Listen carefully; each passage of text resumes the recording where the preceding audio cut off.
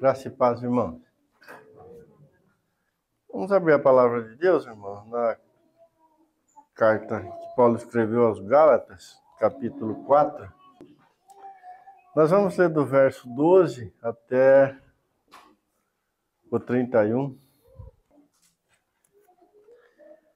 Bom, eu quero compartilhar com os irmãos nessa noite sobre a santificação, ou, usando as palavras de Paulo aqui no versículo 19, do capítulo 4,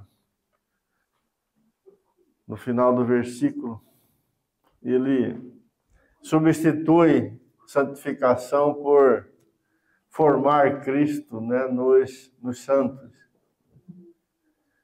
E gostaria de repartir, com os irmãos algumas verdades que temos aqui nesse capítulo 4, e depois faremos a leitura em outros textos, porque acreditamos tratar de um assunto extremamente importante, e necessário para nossas vidas como filhos de Deus. Inicialmente, eu queria chamar a atenção dos irmãos para o versículo 19, como eu já disse. Meus filhos, por quem de novo sofro as dores de parto, até ser Cristo formado em vós. Nós percebemos nessas palavras, do apóstolo Paulo, que formar Cristo em nós, ou formar Cristo na igreja, é o propósito de Deus no que diz respeito à igreja. Lá no capítulo 8 de Romanos, o apóstolo Paulo vai dizer que o desejo de Deus, o propósito de Deus no que diz respeito à igreja, é ter muitos filhos semelhantes a seu Filho Jesus Cristo. Então, Paulo, nessas palavras que ele pronuncia e que estão registradas, que ele pronunciou e que estão registradas aqui no capítulo 19, no versículo 19, de uma certa forma, ele abrange toda a obra que Deus está fazendo em cada um dos seus filhos aqui neste mundo. Ou seja, formar Cristo em nós consiste, todo o propósito de Deus para os seus filhos, seus servos. E isso é infinitamente maravilhoso, irmãos. Não há nada maior do que isto. Não há nada mais glorioso do que isto. Se Paulo estivesse, pelo Espírito de Deus, declarado que ele estava sofrendo dores de parto, até Deus transformar cada um de nós no homem mais rico e poderoso da terra, isso não seria nada quando comparado com o que ele disse aqui. Se Paulo tivesse dito que o desejo, o propósito de Deus fosse transformar cada um de nós em alguém muito especial, muito bonito, muito, cheio de habilidades, enfim, o que seria isso perto do que ele declarou aqui? Formar Cristo em nós. Isso é muito precioso, irmãos, para o nosso coração, para a nossa vida. É ter isso assim, sempre em mente, bem definido para nós. Pois tudo que o Senhor está fazendo conosco, e por nós, tem esse propósito aqui. Deus quer chegar aqui, e Ele vai chegar aqui, porque Ele ele não deixa, né, a sua obra inacabada. Ele não para no meio do caminho, né? E os seus recursos são infinitos. E ele é o Todo-Poderoso. E ele sabe o que está fazendo, ele sabe o que precisa fazer. Então, se existe algo certo, é isso que Paulo, né, declarou aqui. O Filho de Deus será formado na sua igreja. Ela será vestida, está sendo vestida e será vestida plenamente, né, com o Senhor. As suas vestes serão o próprio Cristo, eternamente. Né? E não há nada maior do que isto. Né? Não há nada mais glorioso do que isto. Essa é a nossa grande herança, a nossa grande riqueza eterna. Essa é a nossa bem-aventurança. Isto aqui, irmãos, tem o poder de derreter qualquer outra pretensão que o nosso coração possa ter aqui neste mundo e na eternidade. O que pode ser colocado perto disso, ao lado disso? Ser feito, né? Ser formado, ser forjado pelo Filho de Deus. Ser vestido pelo Filho de Deus. Ou ter o Filho de Deus formado em nós. Louvado seja o Senhor por isto. Mas esse texto que nós lemos, é um texto meio longo,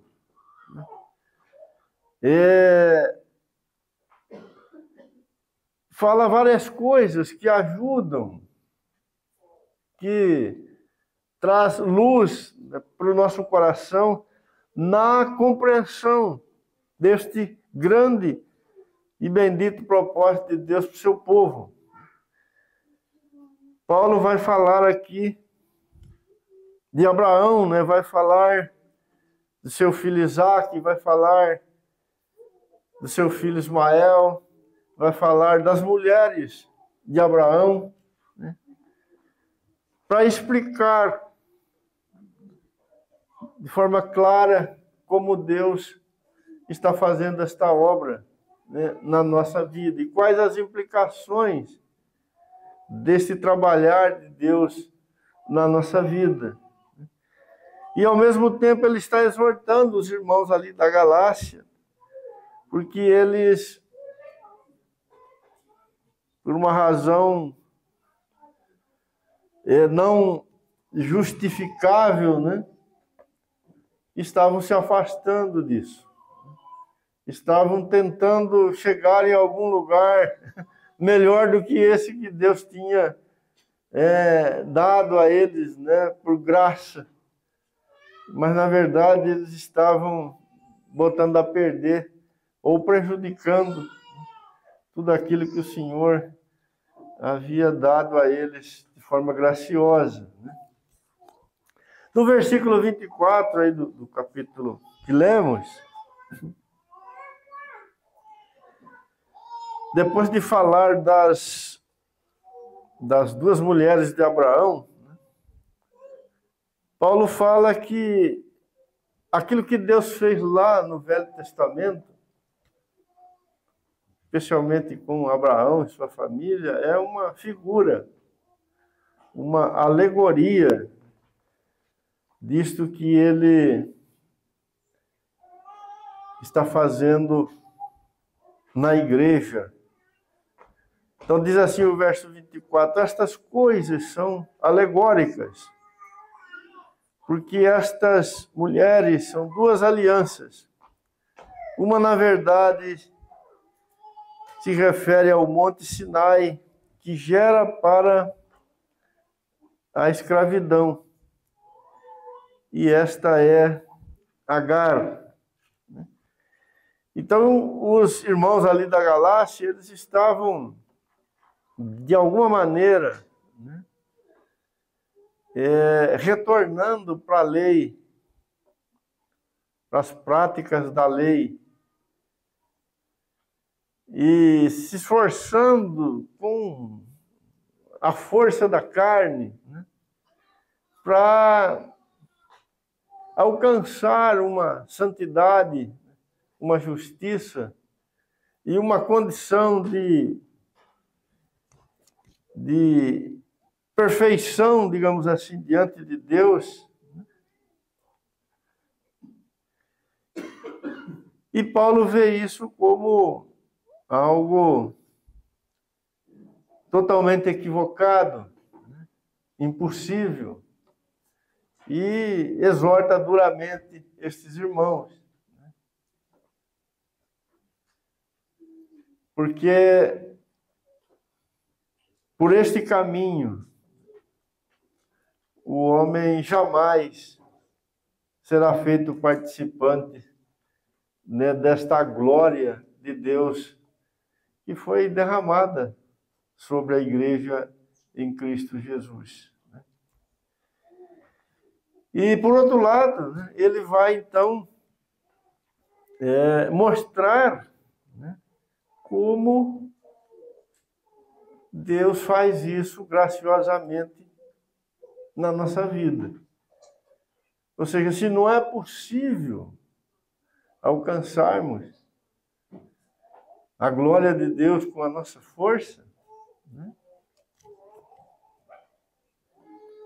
isso tem que ser deixado para trás, abandonado. Né?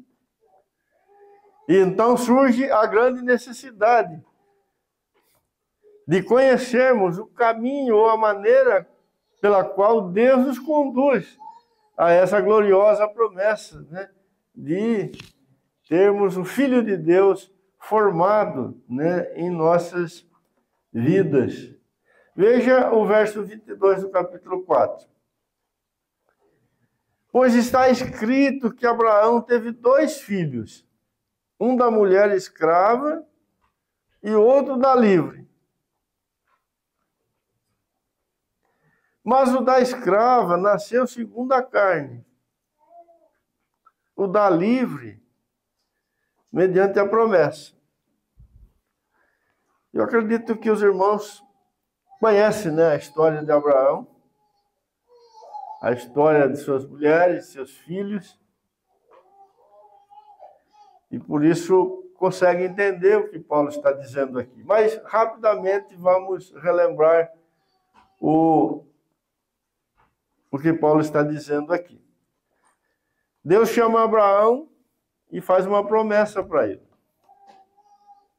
Ele teria um filho e nesse filho seriam abençoadas todas as famílias da terra. Abraão já era velho, a sua esposa já era velha, mas entre a promessa e o cumprimento da promessa, Abraão teve que esperar mais 25 anos. Então, ele já era velho e aí ele ficou muito velho, né? Ou seja, impossível de ter um filho, né, com a sua esposa. Mas como estava demorando muito, num determinado momento, a esposa de Abraão sugeriu que ele, Abraão, tivesse um filho com a escrava dele. E Abraão aceitou a proposta e teve um filho com a escrava. E Paulo está dizendo que esse filho que Abraão teve com a escrava, ele nasceu da carne. Ou seja, foi uma sugestão, uma proposta, né, um conselho, um caminho que a carne trouxe para Abraão. Mas o filho que nasceria da mulher verdadeira, legítima de Abraão, não seria um filho da carne. Porque Abraão, com 100 anos, e a sua mulher com quase 100 anos, não eram mais capazes de gerar um filho. A carne não tinha mais poder para isso. Então, para este filho nascer, Deus teria que fazer um milagre. E ele fez um milagre. Ou seja, ele cumpriu a sua promessa. Então, Isaac ele é o filho da promessa. Ele é o filho do milagre de Deus. Ele não é o filho do poder da carne. Ele não é o filho da força humana. Então essa era a questão ali que estava na vida dos irmãos das igrejas da Galácia. O Evangelho de Jesus Cristo vem realizar um milagre na vida do homem, por graça de Deus. Porque este é o único caminho para o homem ser feito, ser transformado, ser conduzido para aquilo que Deus tem preparado para ele. Mas os irmãos da Galácia estavam se afastando disso. Estavam tentando chegar ao mesmo resultado, só que com as suas forças, tentando cumprir os mandamentos da lei. E Paulo está dizendo para eles, olha, isso é impossível, né? E por causa disso eu estou sofrendo muito, sofrendo dores de parto, até ser Cristo formado em vós. Então isso é algo impossível, né? No versículo 29, está escrito assim, ó, como porém outrora o que nascera segundo a carne perseguia ao que nasceu segundo o Espírito, assim também agora. Então aqueles dois filhos, um nasceu segundo a carne e o outro nasceu segundo o Espírito Santo de Deus. E eles não se davam muito bem, né? Nunca tiveram amizade.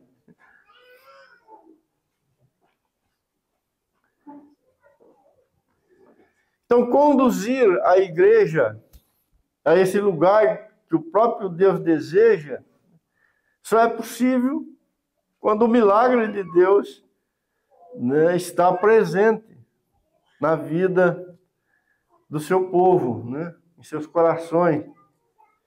No versículo 27, olha o que Paulo disse.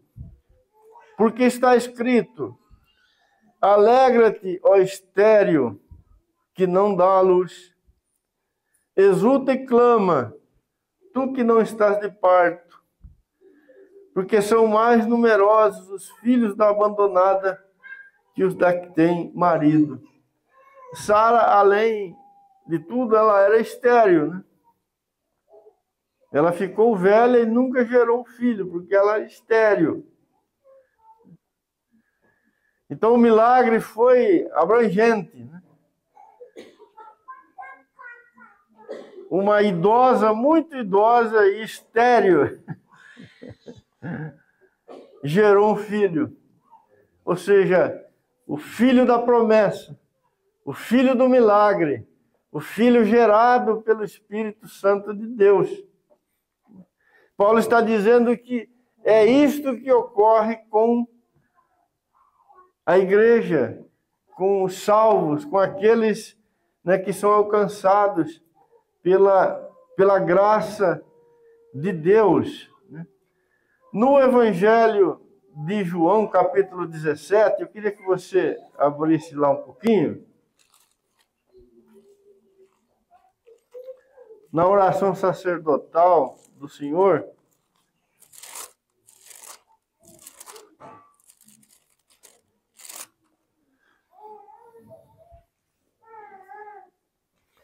o Senhor está fazendo uma súplica para o Pai um pouco antes da sua morte na cruz. João 17, 17. Santifica-os na verdade, a tua palavra é a verdade. Assim como tu me enviaste ao mundo, também eu os enviei ao mundo. E a favor deles eu me santifico a mim mesmo, para que eles também sejam santificados na verdade.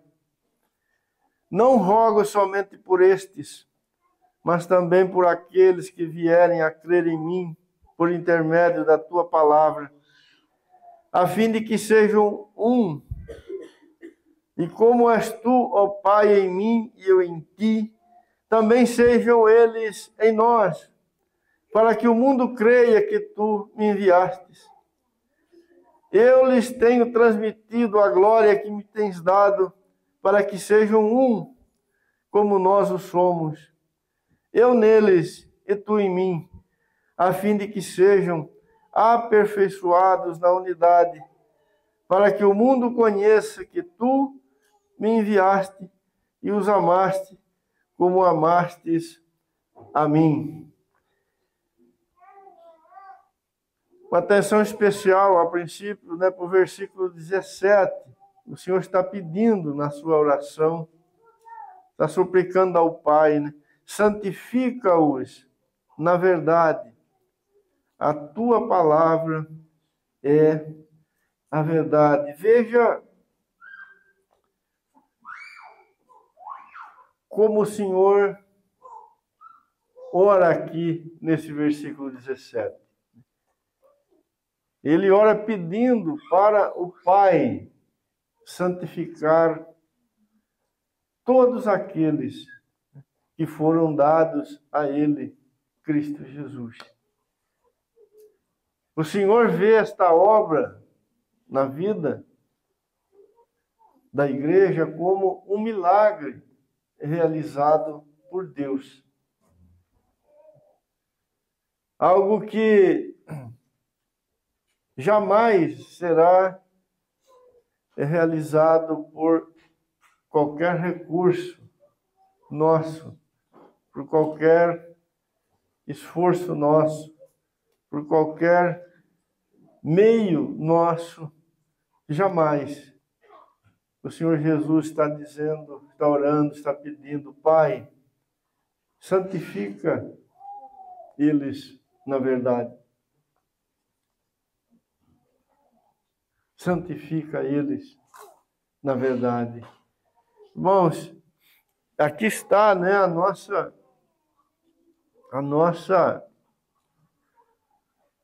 confiança, a nossa segurança. Não estamos por nossa conta nessa jornada tão maravilhosa e tão elevada.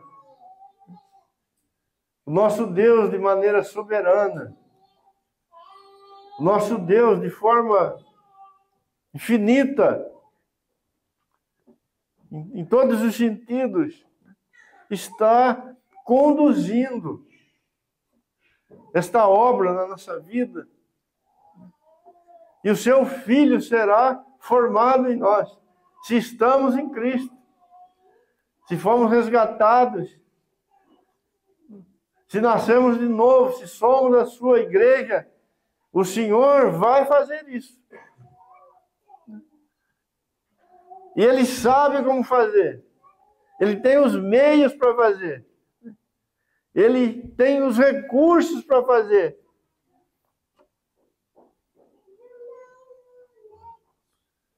Paulo, escrevendo aos Romanos, capítulo 8, ele disse, olha, todas as coisas cooperam para isto. Para o bem, daqueles que são chamados segundo o seu propósito. Isso, irmãos, abrange toda a nossa vida, todos os dias de nossa vida aqui nessa terra, todas as coisas que acontecem conosco, as grandes, as pequenas, aquelas que nós temos consciência, aquelas que nós não temos, tudo está nas mãos do nosso Pai. E Ele vai terminar essa obra.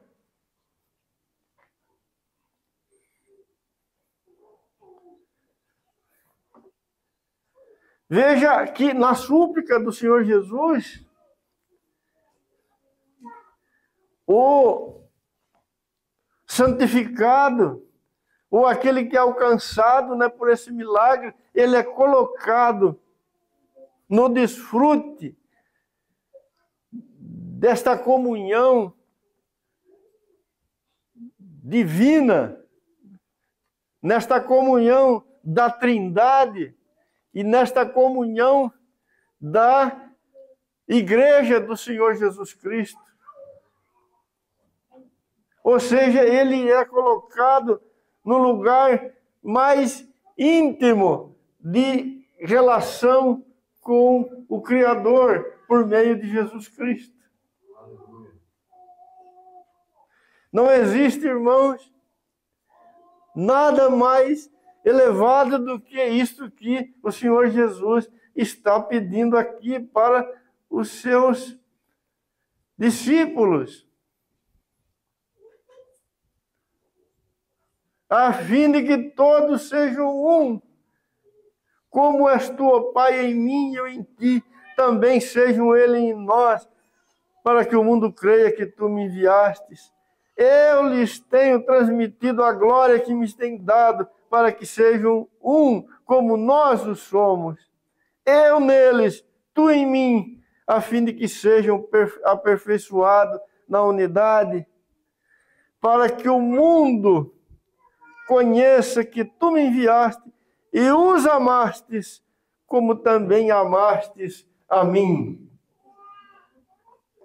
Eu não sei se você já parou para pensar, irmãos, que o Senhor Jesus é que está pedindo para que o mesmo amor com que ele foi amado, né, seja derramado sobre as nossas vidas, e foi derramado sobre as nossas vidas.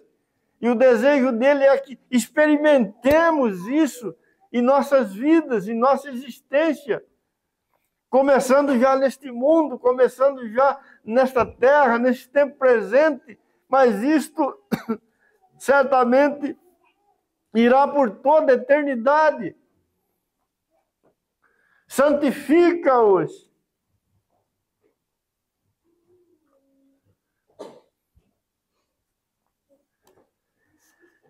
Era isso que fazia Paulo gemer, sofrer, porque o seu coração desejava muito que os irmãos fossem cheios, né, desta glória, né, desta obra poderosa do Senhor na vida deles, e eles estivessem conscientes e cooperando com Deus nessa jornada maravilhosa.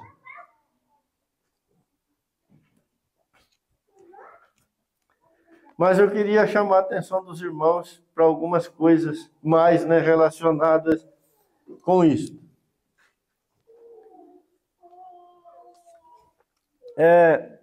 Vamos voltar lá para Gálatas, capítulo 4.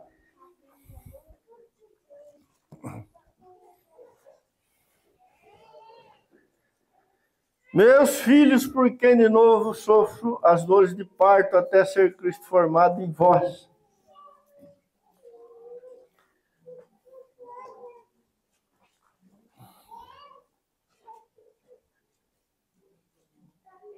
As dores, irmãos, elas vão estar presentes, como estava, né? Esteve na vida e no coração de Paulo, enquanto ele via, né, e pedia a execução, a realização desta obra de Deus na vida dos irmãos ali da Galácia. Certamente essas dores de parto vão estar no coração, na vida de todos aqueles em quem o Senhor está sendo formado nele.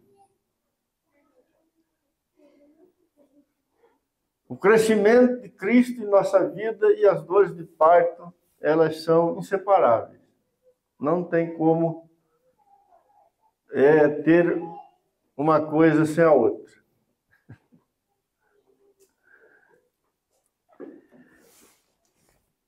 Observe o versículo 30. Eu vou ler o 29 e o 30. Paulo está usando a figura, que é a alegoria, para explicar essas verdades, né? Como, porém, outrora, o que nascera segundo a carne, perseguia o que nasceu segundo o Espírito, assim também agora. Contudo, o que diz a Escritura? Lança fora a escrava e seu filho, porque de modo algum o filho da escrava será herdeiro com o filho da livre. Então, como eu já disse, os dois meninos, eles brigavam, né? E as mães deles também brigavam. Não havia amizade entre eles, porque eles eram uma figura, uma alegoria desta obra maravilhosa que Deus iria fazer no futuro. E chegou uma hora que a mãe de Isaac, ou seja, Sara, pediu para Abraão, pediu, foi um jeito assim bem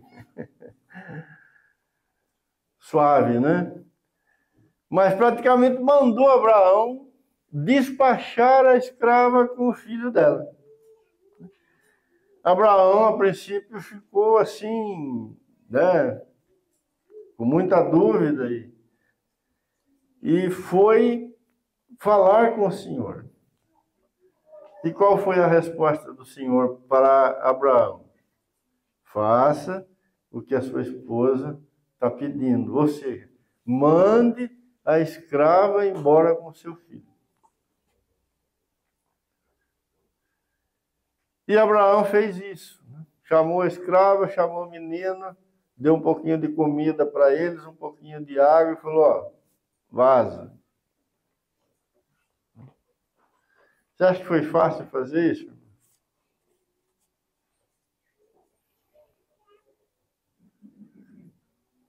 Foi fácil ficar apenas com o filho da promessa. Foi fácil para Abraão ficar apenas com aquele que nasceu do Espírito. Foi tranquilo para Abraão fazer essa separação? Com certeza não foi. Deve ter sido terrível, né, ver o seu filho Ismael, seu primogênito, né, ir embora com a sua mãe, tomaram o caminho do deserto, né, para nunca mais voltar.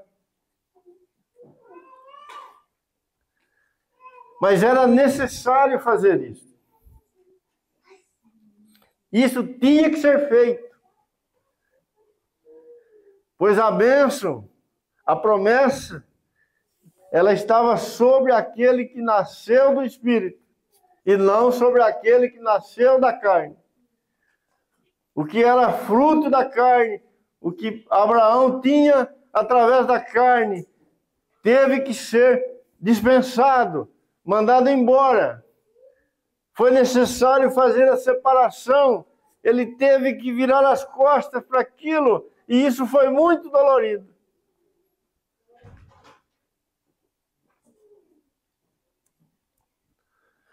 Paulo está dizendo aqui que ele sofria dores de parto até Cristo ser formado nos irmãos. Ou seja, essa obra trará para a vida de todos os santos sofrimentos.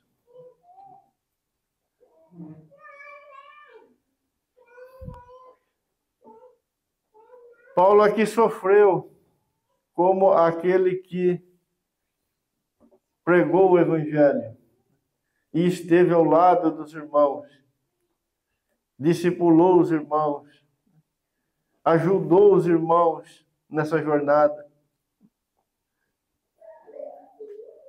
E certamente,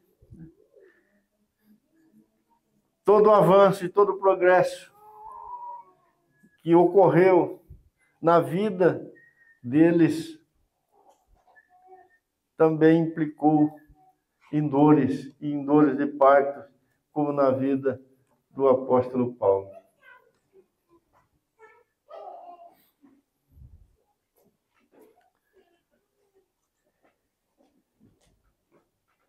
Aqui, irmãos, temos algo para pararmos um pouquinho e meditarmos com bastante calma, né?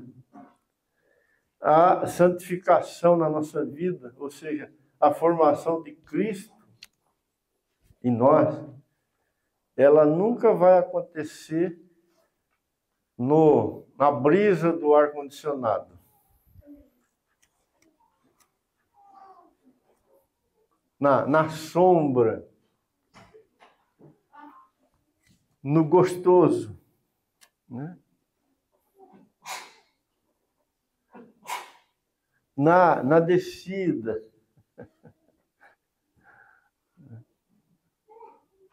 Pelo contrário, a santificação, ela sempre ocorrerá no calor da fornalha.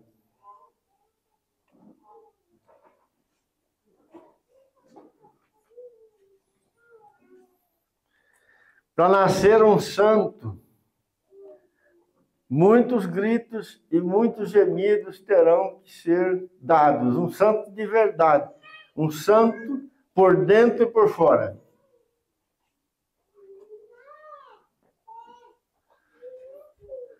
Nós homens nunca vamos conhecer as dores de parto, né? Mas as mulheres que estão aqui, que são mães, sabem bem, né, Natália? Dores de parto.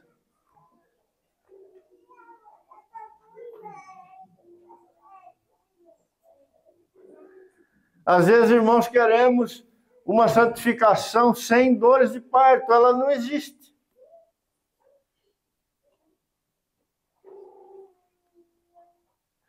Essa obra de formar Cristo em nós implica em dores de parto.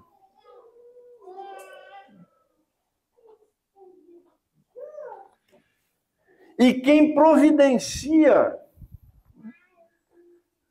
as circunstâncias que envolvem acontecimento, coisas desta vida, e também pessoas com as quais nós vamos passar os nossos dias aqui neste mundo, é o próprio Deus. Porque é Ele que está fazendo essa obra na nossa vida.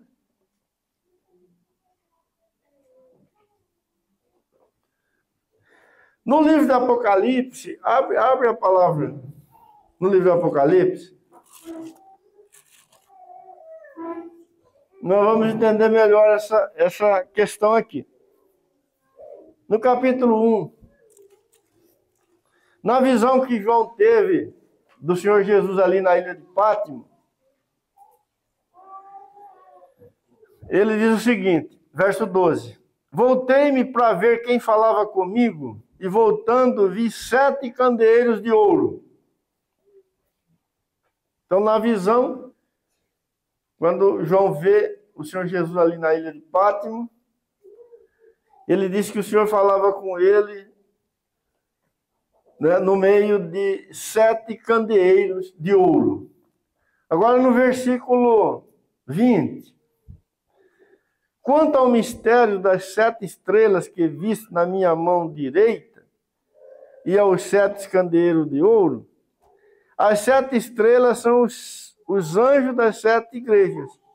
E os 7 candeeiros são as igrejas.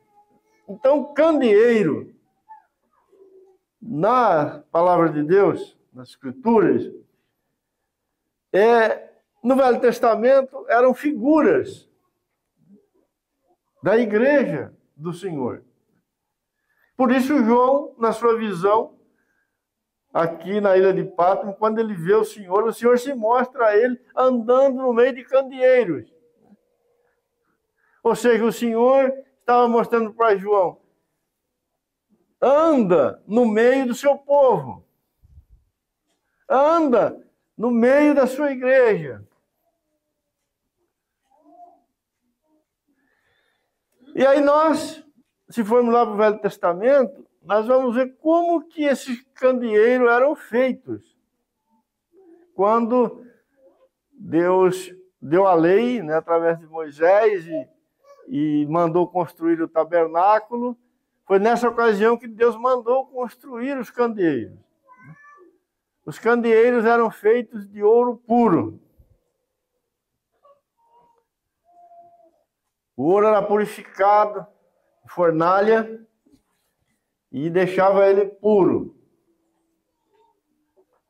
Mas sem nenhuma forma, né? Ouro puro, barra. Depois, o artífice, né, pegava aquele ouro e formava um candeeiro. Mas ele não derretia aquele ouro e colocava ele dentro de um molde para formar o candeeiro. Ele tinha que formar o candeeiro batendo com um martelo naquele ouro. E o candeeiro tinha 1,35 m, mais ou menos. Pesava entre 34 e 45 quilos. Imagine 45 quilos de ouro puro. Deveria ser uma bolona assim, né? E um martelo. E ele tinha que formar um candeeiro. O que era um candeeiro? Era uma haste com 3 braços cada lado, né? E um no centro aqui.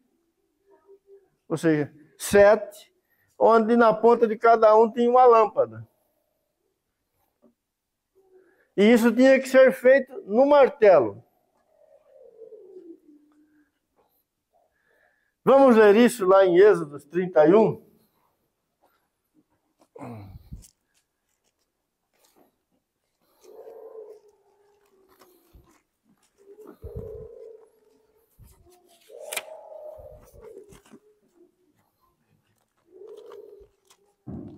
Vamos ler para o Senhor nos convencer.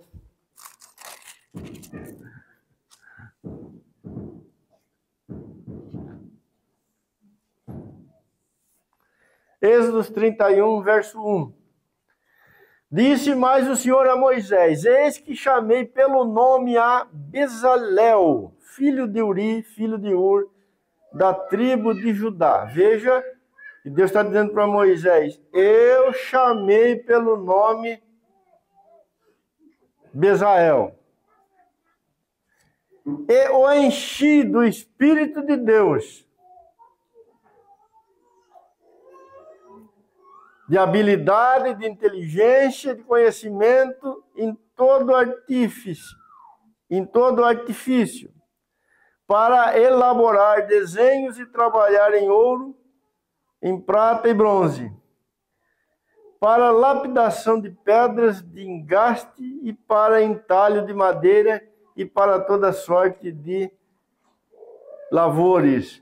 Eis que lhe dei por companheiro o Eliabe, filho de Aisameque, da tribo de Dan, e dei habilidade a todos os homens hábeis para que me façam tudo o que tenho ordenado. A tenda da congregação, a arca do testemunho, o propiciatório que está por cima dela, e todos os pertences da tenda, e a mesa com seus utensílios, e o candelabro de ouro puro, com todos os seus utensílios, e o altar de incenso, e o altar de holocausto, com todos os seus utensílios, e a bacia com seu suporte. E as vestes finamente tecidas, e as vestes sagradas do sacerdote Arão, e as vestes de seus filhos, para oficiarem como sacerdotes, e o óleo da unção, e o incenso aromático para o santuário, eles farão segundo tenho ordenado. Então veja que Deus encheu do seu espírito estes homens para que eles fizessem todas estas coisas. E dentre elas, né, estavam o candeeiro, né? Que João viu aqui na sua visão Jesus andando por entre eles. E eles fizeram, batendo com martelo, né? em cada um deles. Nós temos outros textos que relatam com mais detalhe, né, esta obra sendo feita. Irmão, nós sabemos que se você bater com um martelo no metal, ele esquenta, não esquenta? E ele amolece. E ele vai ganhando forma. Você nunca precisou cortar um arame e estava sem um alicate? O que você fez? Não é assim? Até quebrar. Porque ele esquenta. Então o segredo, né, é bater com o martelo. E bater até esquentar. E se colocar no freezer, se colocar na geladeira, se colocar no ar-condicionado, fica duro. Bate, bate, bate e não funciona. Você nunca ouviu dizer que ferro frio, bater em ferro frio é perder tempo? Então Deus sabe como martelar os seus candeeiros. E veja que os que trabalharam no candeeiro aqui foram homens cheios do Espírito Santo, de habilidade. Isso veio do céu. Paulo estava lá na Galácia e ele era um instrumento, mas Deus com certeza tinha muitas outras coisas ali funcionando, operando, trabalhando, cooperando, para que Cristo fosse formado naquelas igrejas. E era no martelo, irmãos. Era na providência de Deus. Era no calor da fornalha que Cristo seria formado na vida de cada um deles. Mas nós, infelizmente, temos ouvido um evangelho nesses últimos tempos que aponta para uma direção contrária. Que diz para nós que a obra que Deus está fazendo na nossa vida é uma obra de ar-condicionado, de geladeirinha gostosa, aonde não tem martelo. Mas tem martelo. E talvez seja necessário marreta. Se o metal for muito duro, marreta. E Deus tem marreta. E Ele vai fazer o seu candeeiro. Porque o ouro está ali. A vida de Deus foi dada, foi derramada. O próprio Cristo habita o coração do salvo, do santo. O Senhor mesmo está no seu povo. E Ele quer se manifestar. Ele quer aparecer. Mas, para isto, Cristo precisa ser formado em nós. As suas belezas. O seu caráter. O Valdir leu um capítulo inteiro aqui que fala das belezas, das glórias do Filho de Deus. Ele é a expressão exata do Pai. Ele está andando aqui no meio dos candeeiros, ele não está andando no meio de barras de ouro. Não, ele está andando no meio de candeeiros. Ou seja, onde o seu martelo já trabalhou, aonde a sua marreta já está funcionando. Glória a Deus.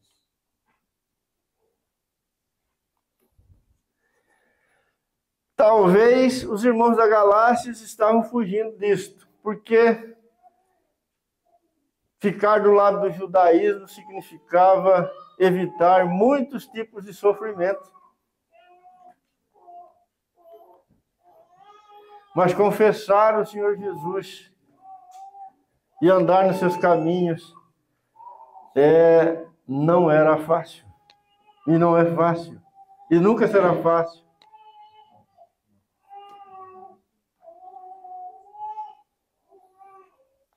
Veja que as dores de Paulo eram nas entranhas, né?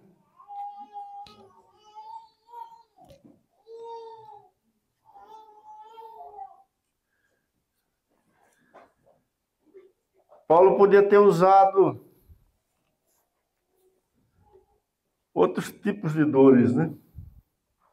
Ele podia ter dito, olha, eu estou sofrendo aqui dor de dente, né? Até Cristo ser formado em vós. Mas ele não falou isso. Estou sofrendo dor de cabeça, até Cristo ser formado em vós. Não. Ele falou, estou sentindo dor de parto.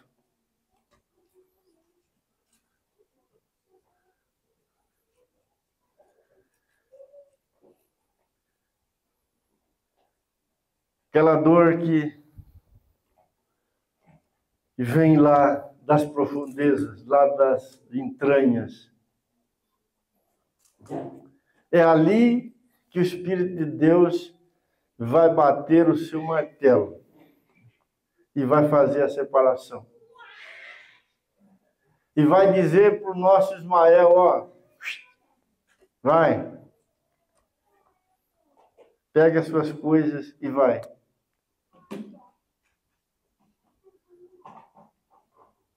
É ali que a batalha, irmãos, é travada.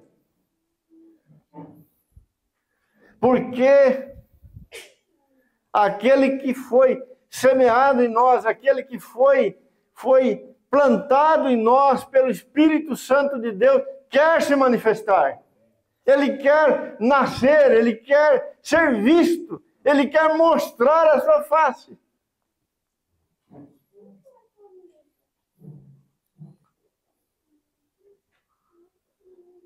Mas as dores, elas vêm antes disto.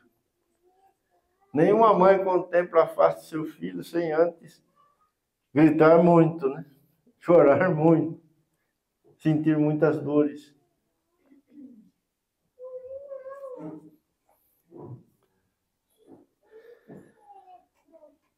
Filipenses capítulo 3, verso 4 a 8, o Daniel ministrou a semana passada, nesse texto, nós vimos que Paulo, ele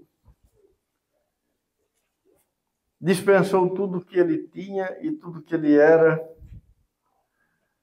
para ganhar a Cristo. Seu nome, sua posição, suas vantagens, né?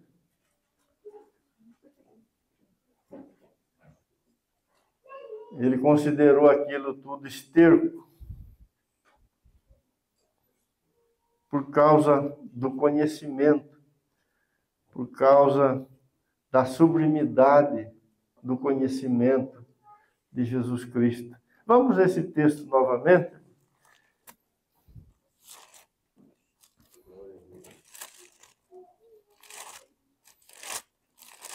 Filipenses capítulo 3.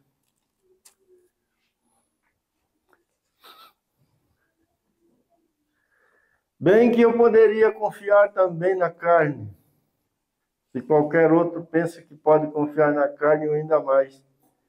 Circuncidado ao 8º dia, da linhagem de Israel, da tribo de Benjamim, hebreus de hebreus, e quanto à lei, fariseu. Quanto ao zelo, perseguidor da igreja, quanto à justiça que há na lei, irrepreensível. Mas o que para mim era lucro, isso considerei perda por causa de Cristo. Sim, deveras, considero tudo como perda, por causa da sublimidade do conhecimento de Cristo, meu Senhor, por amor do qual perdi todas as coisas e considero como refúgio para ganhar a Cristo. Irmãos, é fácil perder todas as coisas. Você acha que é fácil? Pensa em todas as coisas da tua vida. Todas as coisas mesmo. Todas as coisas. Paulo diz, eu perdi tudo. Ou seja, tudo que pertencia a mim, tudo que eu era, tudo que eu confiava, tudo aquilo que trazia satisfação para o meu coração, tudo aquilo que trazia realização para a minha vida, enfim, tudo aquilo que que eu, como homem, alcancei, conquistei, busquei tudo, eu perdi.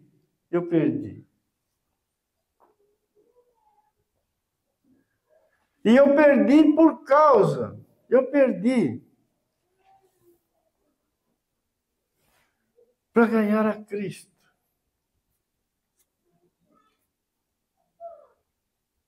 E agora eu considero isso como refúgio. Irmãos, essas coisas não foram o tempo todo refúgio para Paulo. Por muitos anos, essas coisas foram a glória de Paulo. Era a alegria de Paulo, a vida de Paulo. O orgulho de Paulo. Mas agora ele foi posto diante do Senhor e no próprio Senhor. E ele então começou a ver a glória do Filho de Deus.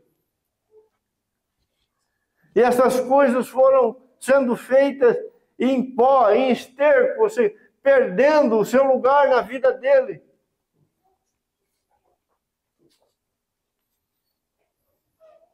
Cristo foi formado nele. Mas esse é um processo doloroso, muito difícil, desafiador. O candeeiro é formado no martelo. Ele é ouro, mas ele precisa ser formado pelo martelo de Deus.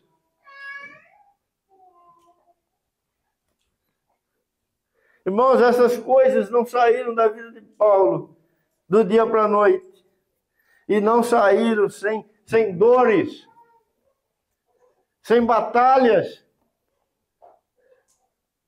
sem angústias.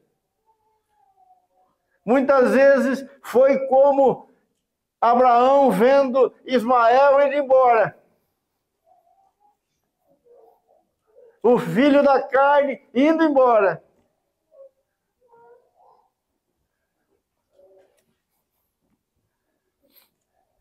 Às vezes, irmãos, não avançamos, não permitimos que o Senhor cresça em nossa vida, porque não soltamos, mantemos aquilo que não pode ser mantido, mantemos em nossas vidas, em nossas mãos, ainda queremos aquilo para nós. Mas o Senhor não nos salvou para isto. Ele salvou cada um de nós para sermos completamente cheios de seu Filho Jesus Cristo. Sermos semelhantes a Ele. Tudo mais será retirado.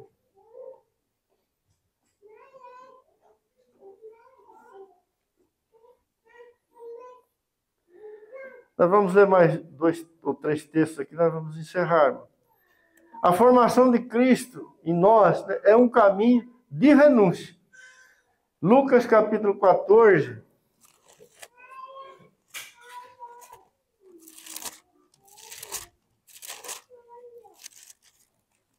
Lucas 14, 25.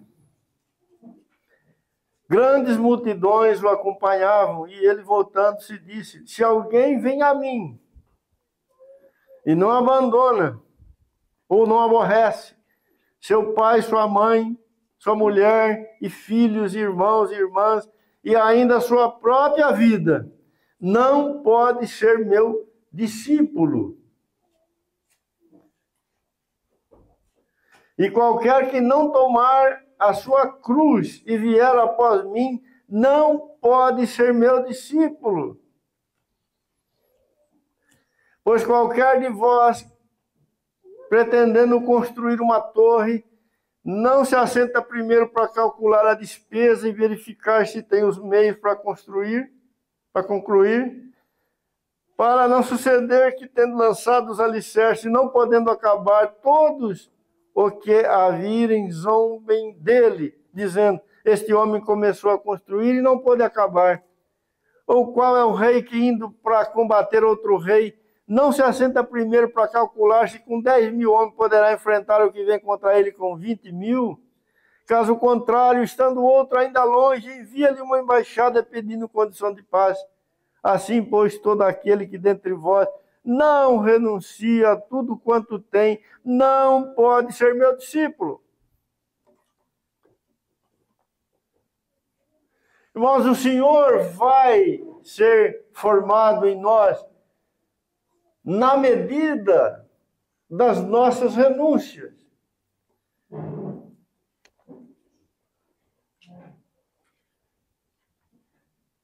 Tudo que nós recebemos, herdamos de nosso pai Adão, precisa ser renunciado.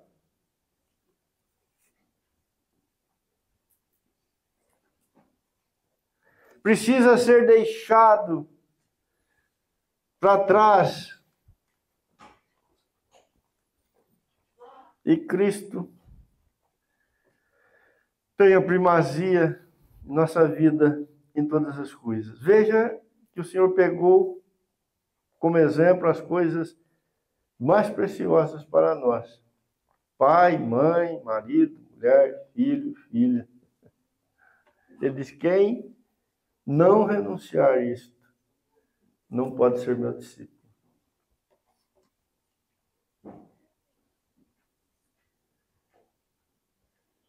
Abraão teve que mandar o Ismael embora, literalmente.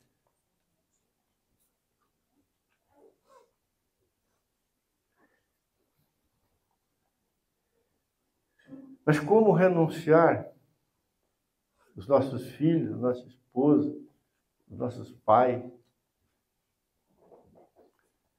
Eles não podem ser o Senhor da nossa vida, o amor da nossa vida, a razão da nossa vida. Esse lugar aqui é de Cristo Jesus. E o Senhor falou, quem não renunciar não pode ser meu discípulo. Não pode, irmão, não pode.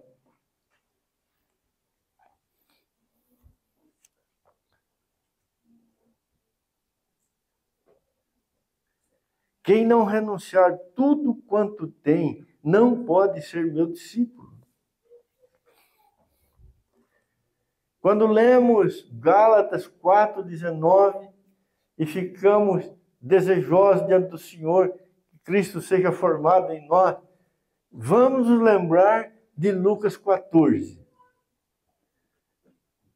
Isso ocorre na medida das minhas renúncias.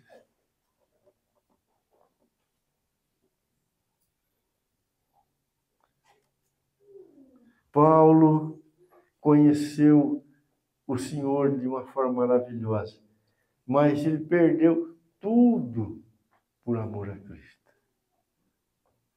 Tudo virou esterco, ou seja, quando comparado com Jesus, não tinha mais valor, ou o valor se tornou insignificante.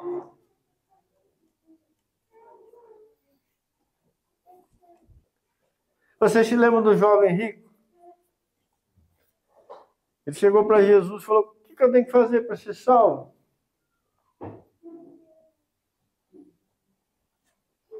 E já chegou dizendo, olha, eu guardo os mandamentos, eu faço tudo direitinho. O Senhor falou, tá bom, né? Mas aí te falta uma coisa. Vai, vende tudo que você tem e dá para os pobres. Depois você vem e me segue. E aí você vai ter um tesouro no céu. O que o jovem fez?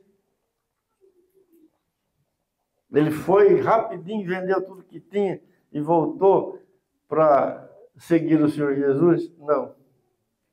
O texto diz, texto de Marcos, né?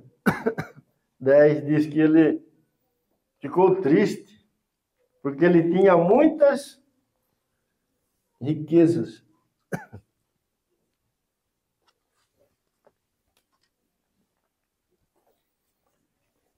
Senhor Jesus continuou o seu caminho e ele foi para as suas coisas.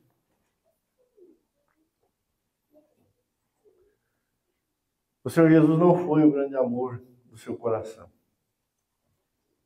Ele não renunciou tudo quanto tinha por causa de Cristo. Mas se ele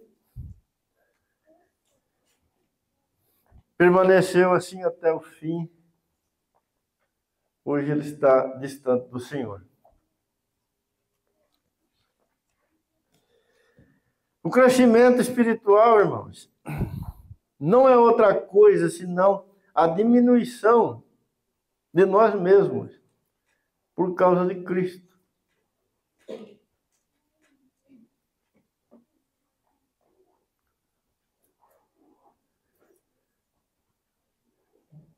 Eu quero crescer espiritualmente, quero ser um homem maduro, uma mulher madura espiritualmente.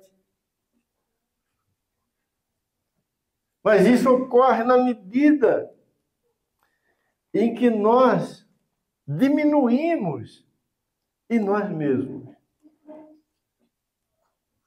Não é possível crescer espiritualmente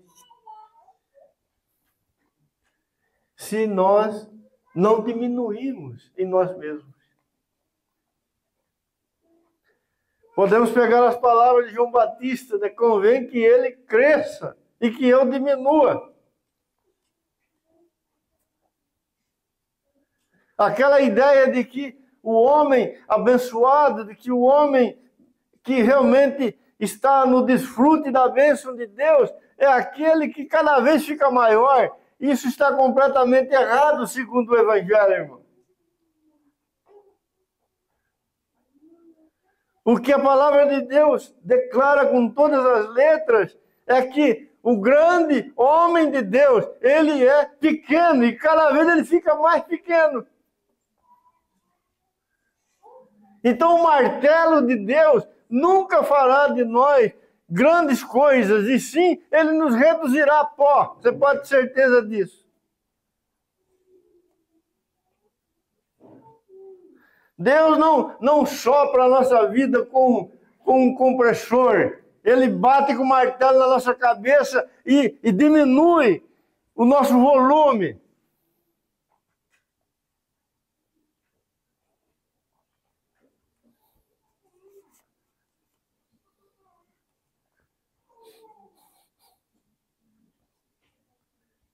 Paulo, quando teve aquela visão, e depois ele dá testemunho, né? Muito tempo depois, 14 anos depois, ele vai falar da sua experiência. Mas ele diz que quando ele retorna daquela visão, né, dos céus e das coisas maravilhosas do céu, foi colocado na carne dele um espinho, e ele era esbofeteado. Então ele ora ao Senhor 3 vezes pedindo para que o espinho fosse tirado. Qual foi a resposta do Senhor para ele? Paulo, a minha graça te basta.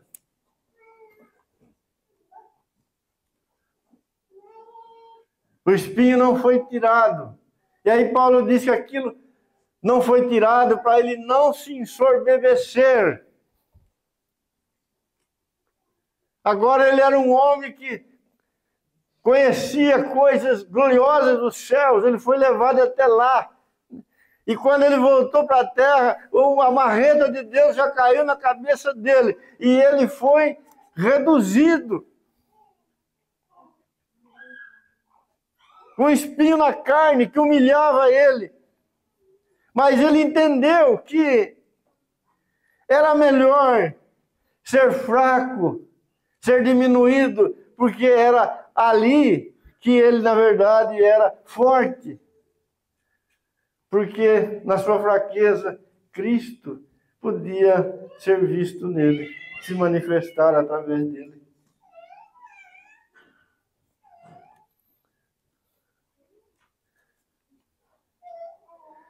Quando os apóstolos procuram o Senhor, e usam até a mãe para fazer isso, né?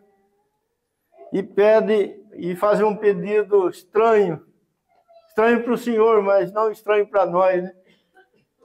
pede para o Senhor que quando Ele viesse no seu reino, eles pudessem sentar um à sua direita e outro à sua esquerda. Ou seja, eles queriam ser grandes. Eles pensavam que estar no reino com o Senhor, fazer parte do reino, era ser transformado em pessoas extraordinárias, né? Cheias de glórias humanas, de poder humano. Eles queriam mandar, eles queriam ser reconhecidos, eles queriam ser fortes. Mas o Senhor falou para vocês, não sabem o que estão pedindo. O que vocês estão pedindo é próprio do homem natural, do homem caído. Mas com vocês, igreja, filhos de Deus, não será assim. Quem quiser ser o maior entre vós, seja o menor. Quem quiser ser grande, seja realmente servo de todos.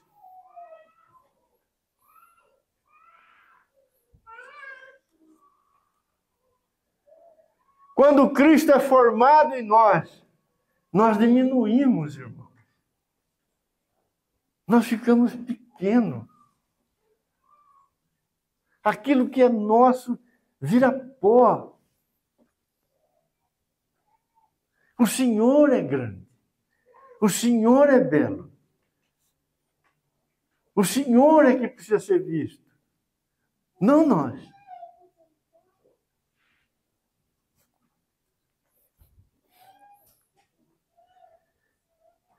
Por isso o Senhor vai preparar as mais diferentes situações para que esse processo seja forjado na nossa vida. Situações muito específicas vão alcançar cada um de nós em nossa jornada. Pessoas muito especiais, preparadas por Deus, assim, ó, no capricho, vão ser colocadas no nosso colo, assim, olha, toma aí, né? E Deus vai usar isso como uma reta para mexer nas nossas entranhas, para mostrar quanto esterco existe no nosso coração e para mostrar como o Senhor Jesus é maravilhoso, porque quando Ele se manifesta, seremos capazes de viver, de andar de uma forma completamente diferente daquela que até então vivemos e andamos.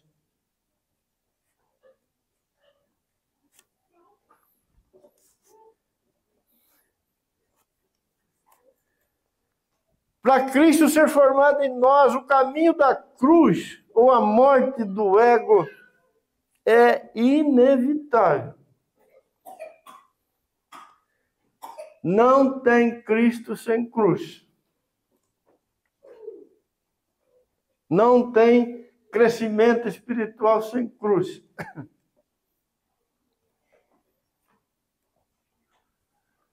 O Cristo que é formado em nós é o Cristo crucificado. Ele nos levará sempre para a cruz. Qualquer que não tomar a sua cruz e vier após mim, não pode ser meu discípulo. Não tem como estar com o Senhor, ser do Senhor, ter o Senhor na nossa vida, Cristo ser formado em nós, sem a cruz. Ele vem com a cruz.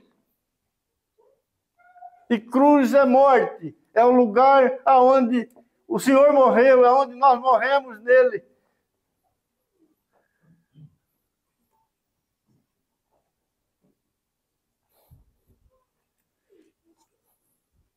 Não tem como Cristo ser formado naquele espaço onde o velho homem está vivo. Quando o Senhor é formado, esse velho homem já está pendurado lá na cruz, pregado lá na cruz.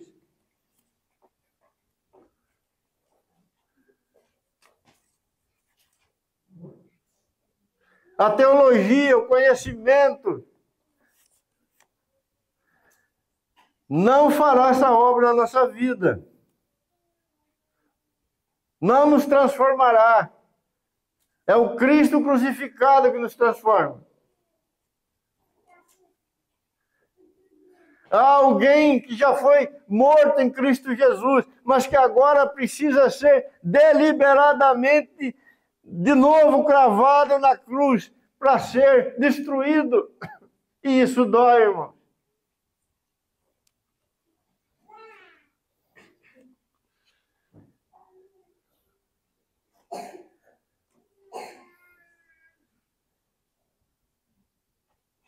Paulo, falando aos Gálatas mesmo, né, lá no capítulo 2, versos 19 e 20, ele diz: olha, já não sou eu mais quem vivo, mas Cristo vive em mim. Não sou eu mais quem vivo, mas Cristo vive em mim. Todo aquele que Cristo é formado nele, é formado porque ele morreu. Ele está morrendo. Ele está crucificado. Ele está abraçado com a cruz do Filho de Deus. Não, eu vou ler bastante livros, né? Eu vou aprender um monte de coisa, eu vou fazer fazer bastante treinamento, eu vou participar de muitas conferências, eu vou correr atrás, né, eu quero isso. Não tem jeito.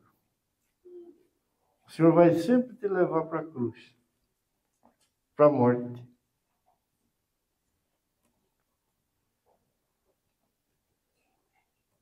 E a morte e a cruz é um lugar de dor, um lugar de sofrimento. Mas é assim que o Senhor faz o seu candeeiro. É assim que a beleza do ouro aparece. É assim que a glória de Deus que está em Cristo se manifesta na igreja.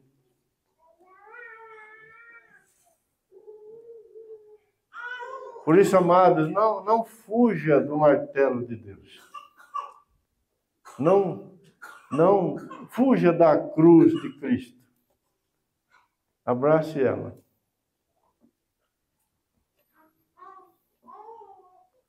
Deixe o Senhor.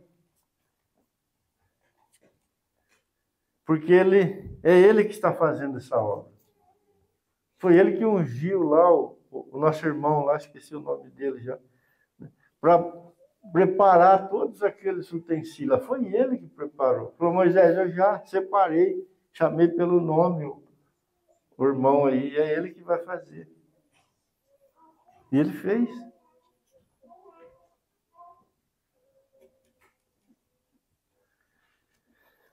Que o Senhor nos ajude nessa jornada, né, irmãos? E a porta estreita seja amada por nós. Porque ela é maravilhosa. Ela nos conforma ao Senhor Jesus. Com lágrimas, com dores de parto. Mas é assim que o Senhor Jesus é formado na nossa vida. Pai, te damos graças por esta bênção eterna e bendita que a tua mão poderosa está realizando na vida do teu povo, Senhor. Te suplicamos nesta noite, em nome de Jesus, que o Senhor não pare esse trabalho, Senhor, e nenhum de nós. Não nos poupe, Senhor. Acelere, Senhor, esta obra. Ah, Deus, tenha misericórdia de nós e acelere esta obra, Senhor.